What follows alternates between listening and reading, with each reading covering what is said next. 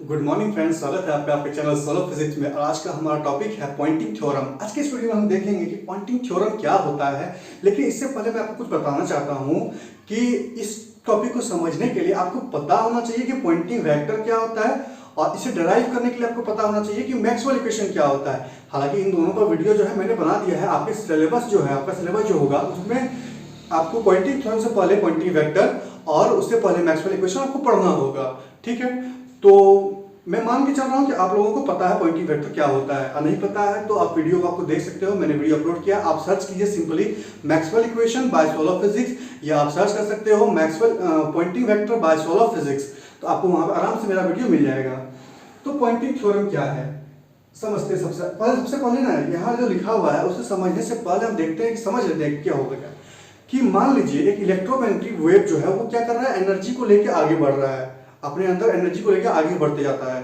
तो मान लीजिए रास्ते में उसे एक चार्ज मिल गया, उसे इलेक्ट्रोमैग्नेटिक वेव है जो मानते हैं कि चल रहा है, यहाँ पे एक चार्ज मिल गया। तो ये इलेक्ट्रिक फील्ड और मैग्नेटिक फील्ड जो होगा इसी वेव का, वो क्या करेगा कि इस चार्ज को मोशन देगा। ठीक है, या मतलब मोशन देगा, या इसके मतलब पहले से चार्ज अगर मोशन में हो तो उसे मोशन को रोकने की कोशिश करेगा, या हो सकता है कि इसकी वेलोसिटी को और बढ़ा दे।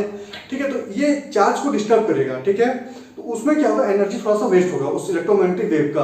अब जैसे ही वो आगे बढ़ेगा, चार्ज को मतलब चार्ज का जो एनर्जी मतलब चार्ज पार्टिकल जो है उसको मोशन देने के बाद, तो बाकी का जो बचा हुआ एनर्जी होगा वो उसे लेके आगे इलेक्ट्रोमैग्नेटिक वेव जो है आगे चला जाएगा। तो यही पॉइंटिंग थ्योरम कहता है कि जो हमारा चार्ज है, तो फ्लो ऑफ एनर्जी जो होता है वो दो भाग में बढ़ जाता है।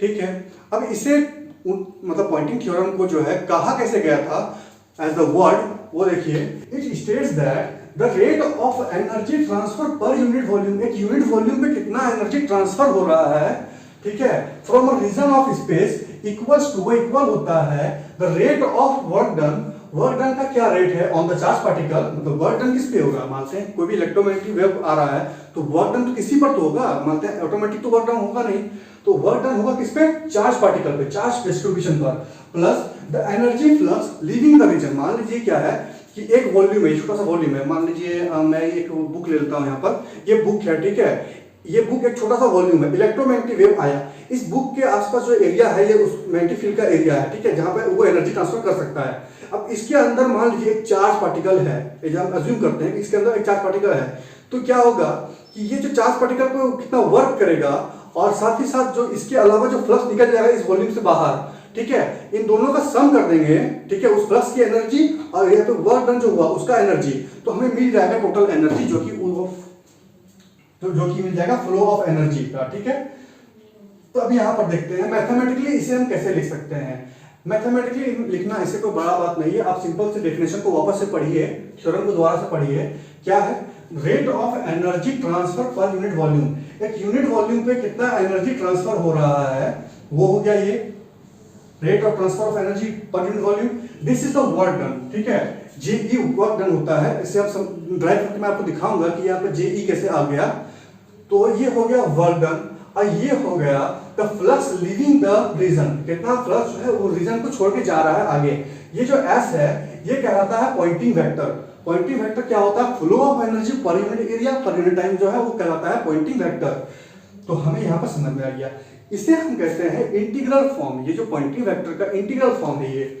अब आगे देखते हैं, इसका एक और फॉर्मूला आ सकता है, वो है, ये इंटीग्रल फॉर्म है, अगर इंटीग्रल हटा दें तो हमें मिलेगा डिफरेंशियल फॉर्म, जो कि होगा d del u by del t. Energy density कितना चेंज हो रहा है एक वॉल्यूम पे, ठीक है, equals to del S, S वापस से पॉइंटिंग वेक्टर है, और यहाँ पर जे ई जो वर्क डन था हमारा पहले वो एज इट इज रह जाएगा।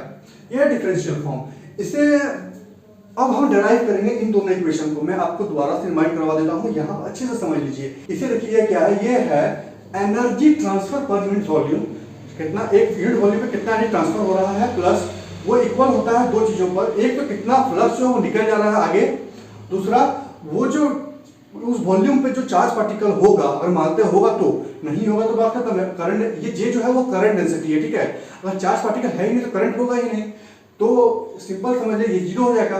लेकिन अगर चार्ज होगा तो उस चार्ज पर क्या होगा कि उससे मोशन देगा, तो उसमें एक वर्क डन खत्म होगा, वर्क होगा वहां पर, तो वो वर्क डन का इक्वल हो जाएगा। Simple law of conservation of energy से आप समझ सकते हो इसे।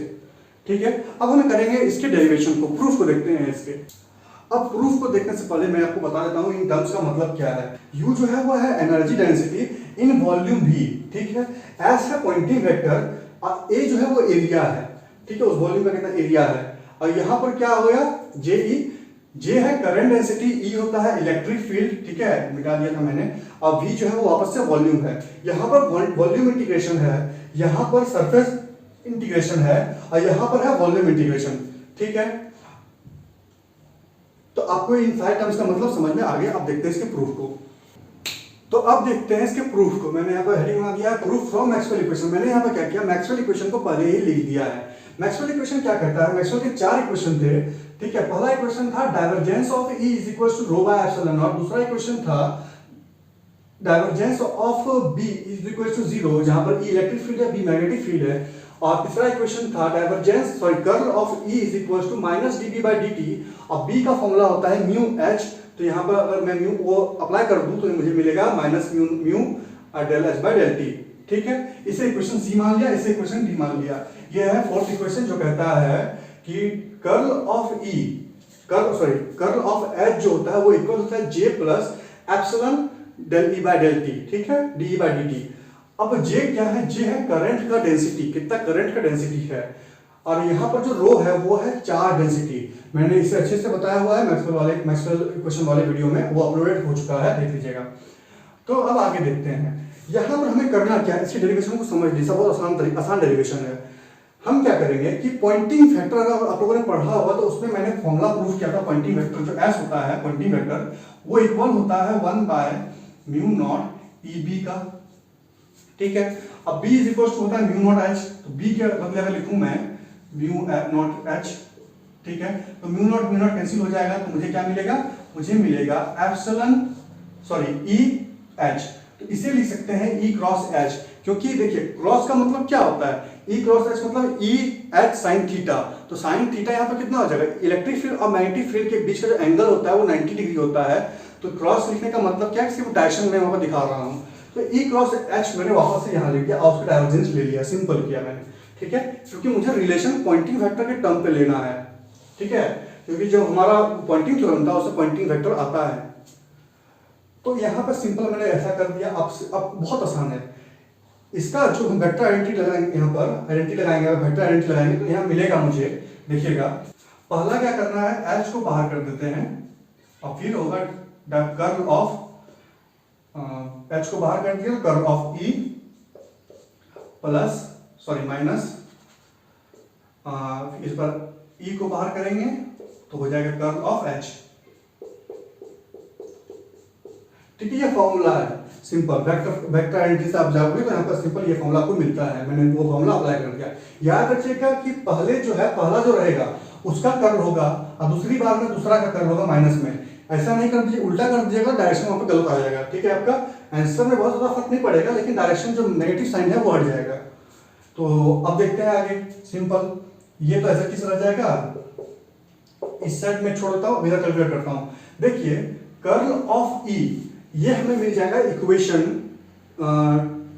C से, ठीक है, इक्वेशन C से क्या मिलता है देखिएगा, H वेक्टर और कर्ल ऑफ E क्या होता है देखिएगा, वो minus mu del H by del T, ठीक है। माइनस का तो माइनस, E है तो E। अब कर्ल ऑफ H का वैल्यू यहाँ पर देख लीजिए क्या है, J plus epsilon del E by del T, J plus epsilon del E by del T। Simple, बहुत आसान है। देखिए यहाँ पे मैंने कुछ किया, सिर्फ इक्वेशन C और इक्वेशन D का वैल्यू यहाँ पर डाल दिया। ये फॉर्मूला आपको याद होना चाहिए, ठीक है। अब आगे देखते हैं, सबको मल्टीप्लाई कर देते हैं सिंपली, इस साइड सेम रहेगा, ठीक है, इस साइड हम ज्यादा डिफरेंस नहीं करने वाले हैं। इक्वल्स टू माइनस बाहर हो जाएगा तो mu H del H by del T minus JE minus epsilon E del E by del T। ये हमने किया, सिंपल था, बहुत आसान है यहाँ पर। अब आगे देखिए हम क्या करेंगे, ये था तो सेम रह जाएगा, कुछ ज़्यादा हड़काने यहाँ पे करना नहीं है हमें, ठीक है, बहुत आसान है, सिंपल समझिएगा। अब यहाँ पर थोड़ा सा ध्यान दीजिएगा, अगर मैं कहूँ कि del H square by D t, इसका डिफ्रेंशिएशन क्या होगा आप बताइए मुझे, क्या होगा बताइए। 2 del H by D t होगा इसका, ठीक है, sorry 2h d del H by del t होगा, सिंपल सा डिफरेंशिएशन यही होगा। तो यहां पर अगर मैं इसे थोड़ा सा चेंज करूं, ट्रिक है ये, ठीक है, यहाँ पर थोड़ा ट्रिक लगता है। यहां पर देखिए क्या है, माइनस म्यू, मैं एच को अगर अंदर ले जाऊं del H square by D t, तो यहां पर क्या करूंगा, बाय 2 कर दूंगा, ठीक है। इसे समझिए कैसे होता है ये, मैं वापस इसका वैल्यू कैलकुलेट करता हूं, देखिए क्या होगा। अगर मैं डिफरेंशिएशन करूं यहां पर तो क्या होगा, माइनस म्यू बाय 2, इसका करूंगा तो 2h और del h by del t, तो ये मिला, सिंपल था, ये प्लस नहीं है, ये h है, ठीक है, ये h है। तो अब 2 कैंसिल हो जाएगा, तो मुझे क्या मिलेगा, mu h ds by dt, mu h ds by dt, simple वही चीज मिल रहा है। तो मैं उसका उल्टा भी तो कर सकता हूँ डिफरेंशिएशन का, तो मैं यहाँ पर क्या करूंगा, डिफरेंशिएशन का उल्टा करूंगा, तो मुझे ये वैल्यू मिलेगा, सिंपल, बहुत आसान है। आगे देखते हैं अब, माइनस जे ई माइनस, यहां पर भी सेम वही चीज करेंगे, तो हमें क्या मिलेगा, 1/2 epsilon 1/2 epsilon del E square by D t. आप समझ में आपको आया होगा ना कि 1/2 क्यों आया है। 1/2 का सिंपल सा रीजन है कि हम इसको यहाँ पर अगर ई को अंदर करूंगा तो वो क्या होगा, डिफरेंशिएशन में चला जाएगा, डिफरेंशिएशन में चला जाएगा तो हमको यहाँ पर 2 आता है, 2 काटने के लिए हमको 1/2 करना पड़ता है, यहाँ पर सिंपल सा फंडा है यहाँ पर, जैसा कि मैंने आपको यहाँ पे बताया है। तो अब आगे देखते हैं इसके, यहाँ पर देखिए, यहाँ पर क्या था, जो था उसे ऐसे लिख देते हैं,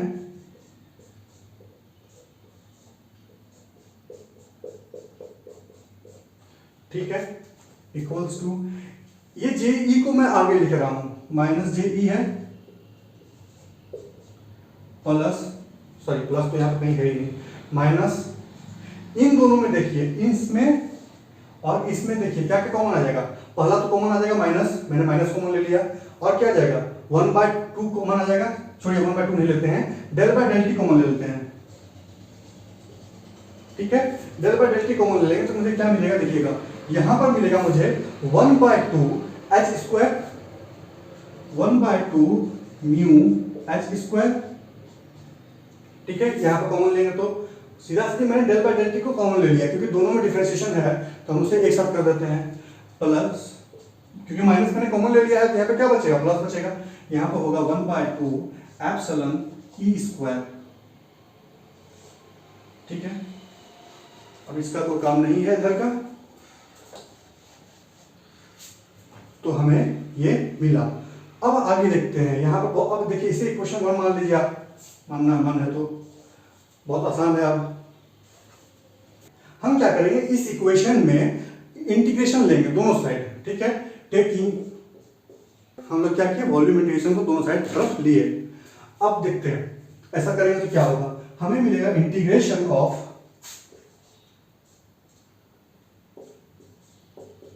ई क्रॉस एच डीवी, ये कौन सा इंटीग्रेशन है, वॉल्यूम इंटीग्रेशन, दो साइड हम लोग वॉल्यूम इंटीग्रेशन ले रहे हैं, ठीक है, is equals to integration of minus J E, ठीक है, सिंपल माइनस जे ई तक, माइनस को बाहर कर देता हूं मैं इंटीग्रेशन से, तो माइनस जे ई मिला मुझे, और डीवी हो जाएगा, ये भी वॉल्यूम इंटीग्रेशन है। तो अब आगे देखते हैं, माइनस था तो minus del by del t को बाहर रख देते हैं, और यहाँ पर वॉल्यूम इंटीग्रेशन होते हैं इसके अंदर में, तो ये क्या था, 1/2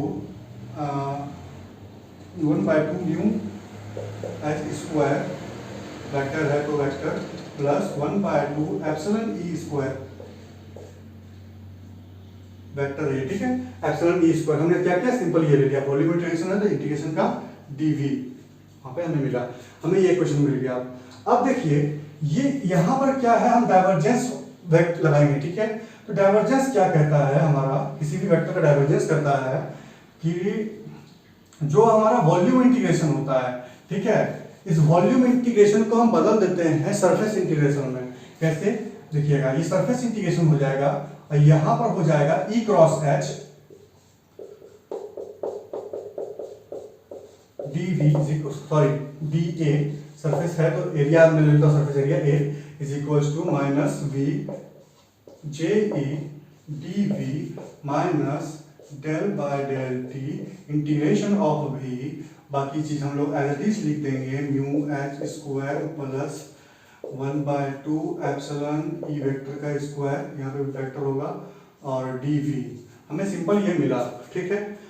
अब आगे क्या कर सकते हैं हम लोग, तो आगे हम लोगों को कुछ नहीं करना है। यहाँ पर देखिए मैंने क्या क्या सिंपल जो अप्लाई किया, Gauss divergence theorem. Gauss divergence theorem क्या कहता है, अगर कहता उल्टा है, मैंने उल्टा इस्तेमाल किया है यहाँ पर। गॉस डाइवर्जेंस थ्योरम क्या कहता है कि अगर कोई वेक्टर है, ठीक है, उसका सरफेस इंटीग्रेशन हम लोग ले यहाँ पर, ठीक है, सरफेस इंटीग्रेशन, तो वो इक्वल होता है सेम वेक्टर का, इसी वेक्टर का, ये वेक्टर है ना, इसी का डेल डाइवर्जेंस ऑफ ए,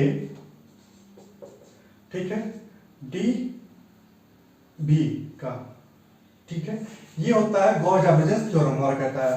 तो मैंने जस्ट इसका उल्टा कर दिया, यहाँ पर वॉल्यूम इंटीग्रेशन था, देखिए curl divergence of a vector, ये पूरा एक वेक्टर है, तो इसका उल्टा कर देंगे तो हमें क्या मिलेगा, सिंपल ये जो वेक्टर था उसका सरफेस इंटीग्रेशन है वो कन्वर्ट हो जाएगा।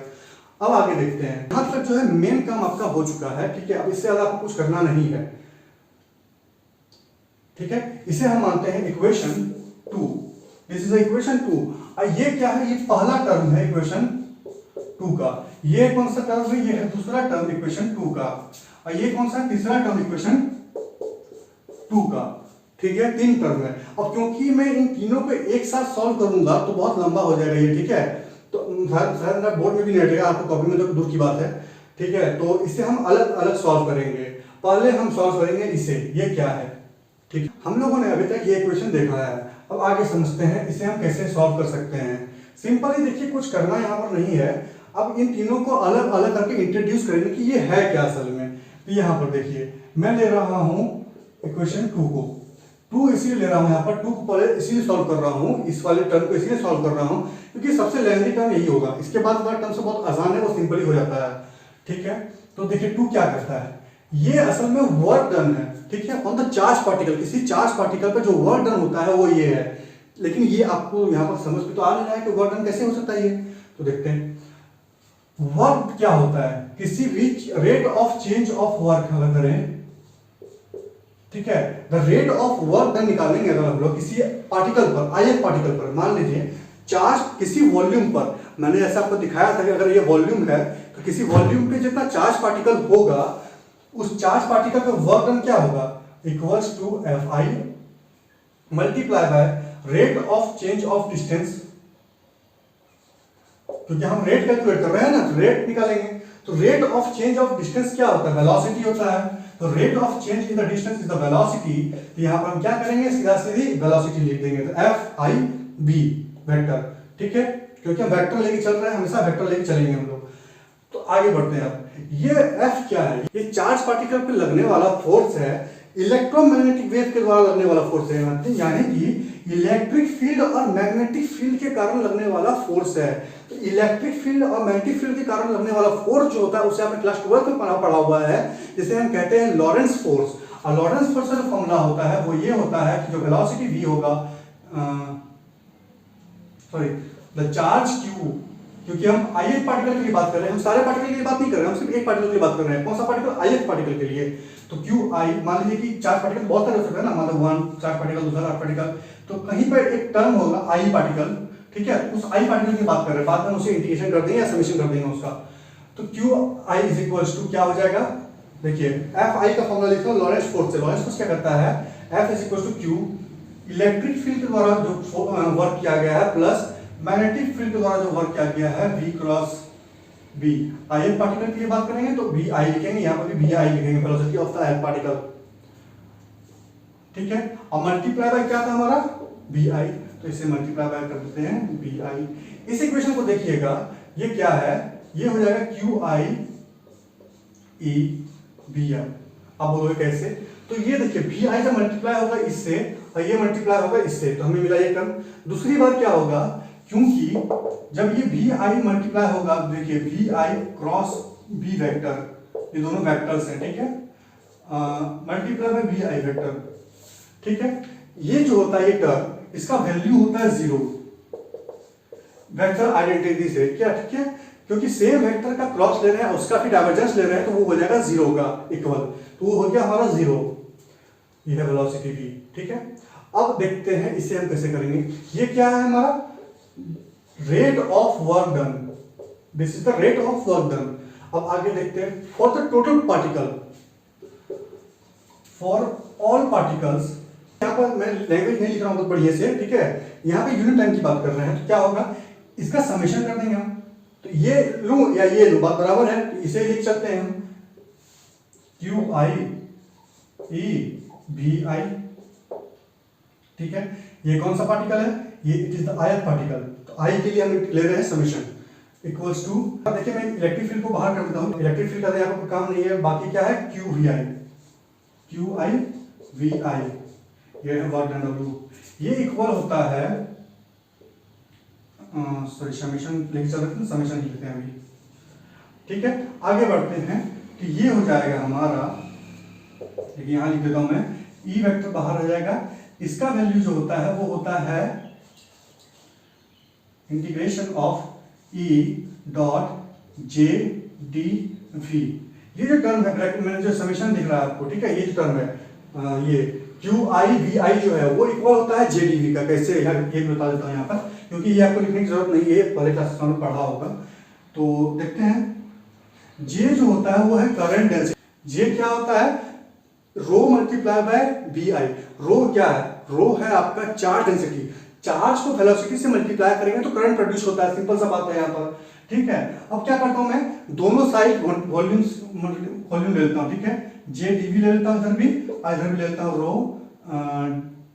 रो बी आई, और ये हो गया डीवी।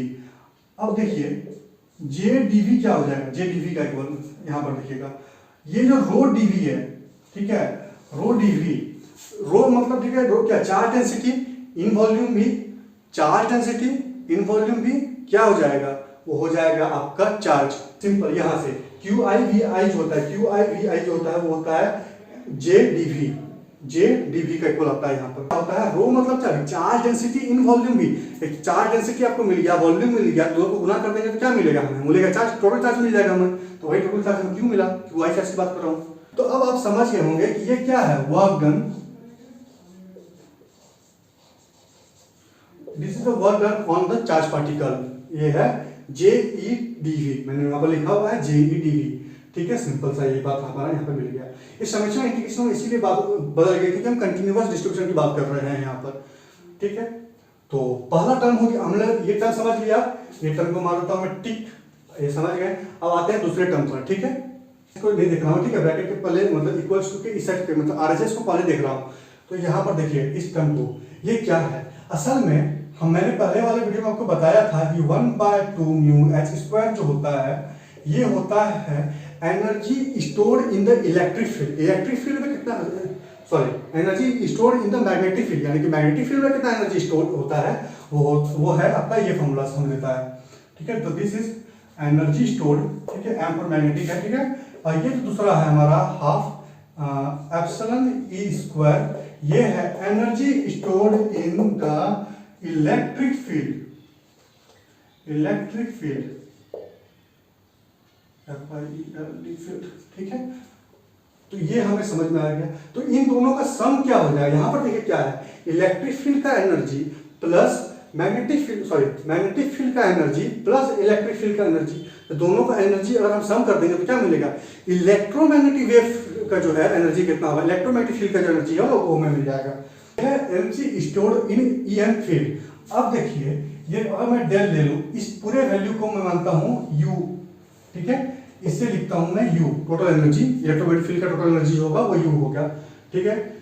या आप कह सकते हो इसके एनर्जी डेंसिटी कह सकते हो फॉर बेटर रिजल्ट, ठीक है, D by D T.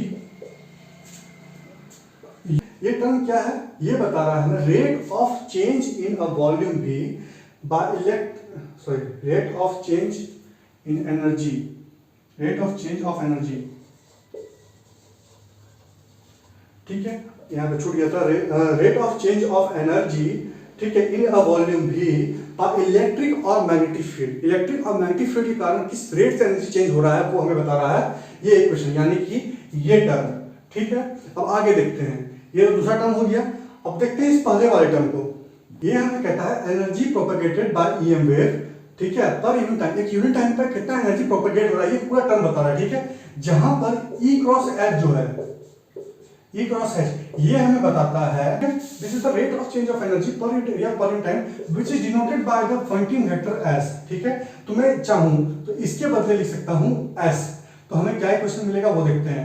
Integration of S, यहां पर क्या हो जाएगा, ये हो जाएगा एस वेक्टर, क्योंकि मैंने आपको बताया इक्वल्स एच जो होता है वो ए और एस होता है, A D A equals to volume integration J E D V minus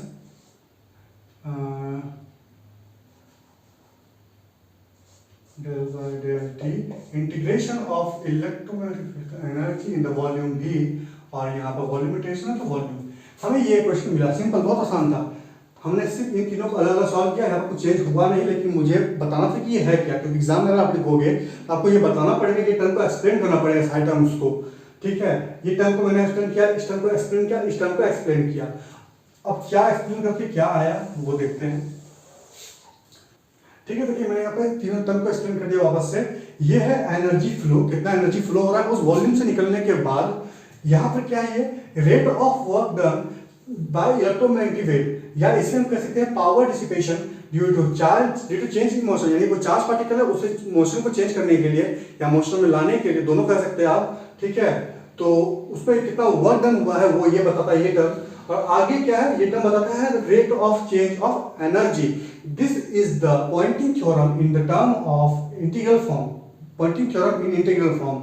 अगर मुझे इसे डिफरेंशियल फॉर्म में बदलना है तो मुझे कुछ ज़्यादा झंझट नहीं है। मैंने यहाँ पर जो डाइवर्जेंस थ्योरम अप्लाई किया था उसे बदल दूंगा अगर, तो मुझे क्या मिलेगा, मुझे मिलेगा यहाँ पर देखिएगा, यहाँ पर मैं डाइवर्जेंस थ्योरम अप्लाई करूंगा तो मुझे मिलेगा del loss S DV, surface integral वापस से बदल जाएगा। इसमें तीनों तरफ जो है वॉल्यूम इंटीग्रेशन है, तो मैं यहाँ से इंटीग्रेशन को खत्म कर सकता हूँ। तो मैं जैसे ही इंटीग्रेशन को खत्म करूंगा तो मुझे डिफरेंशियल फॉर्म मिल जाएगा। देखिए इंटीग्रेशन खत्म करूंगा तो डीवी खत्म हो जाएगा, डीवी खत्म हो जाएगा तो हमें ये मिलेगा। मैंने दोनों साइड से इंटीग्रेशन को हटा दिया तो मुझे ये मिला, ठीक है। सिंपल, जो मैंने आपको कहा था Maxwell Poynting theorem in terms of differential partial differential equation, ठीक है। और ये है Poynting theorem in the form of integral form में, ठीक। आई होप आपको समझ में आया हो। अगर नहीं आया है तो कमेंट में बताइए कि आपको कौन सा टॉपिक या कौन सा टर्म समझ में नहीं आ रहा है। अगर नहीं आ रहा है तो मैं उसे बताऊंगा वापस से, ठीक है। लेकिन वीडियो को देखिएगा, पूरा समझिएगा। तो बस फिलहाल वीडियो में इतना ही, मिलते हैं नए वीडियो में नए टॉपिक के साथ।